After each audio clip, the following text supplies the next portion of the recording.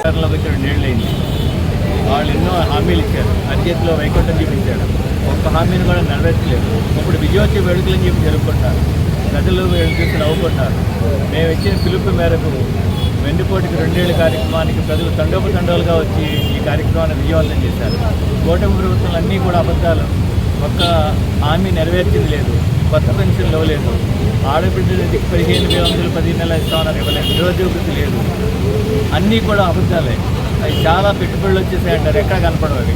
వీళ్ళు విదేశాలు తిరిగి వచ్చి వీళ్ళు దోచుకున్న సొమ్మును దాచుకుంటున్నారు తప్ప ఎక్కడ పెట్టుబడులు వచ్చిన దాఖలాలు కూడా లేవు. ఇది కూటమి ప్రభుత్వం చాలా సిగ్గుపడాల్సిన విషయం. 2 ఏళ్ల పాలనలో ప్రజలకు చేసిందేమీ లేదు. ఇప్పటికైనా బుద్ధి తెచ్చుకుని మంచి ప్రభుత్వాన్ని, మంచి గవర్నెన్స్ని ఇవ్వాలని మా జగన్మోహన్ రెడ్డి గారి ప్రభుత్వంలో అమలు చేసిన కార్యక్రమాలు చెప్పి అమలు చేయాలి, అన్నీ కూడా తిరిగి అమలు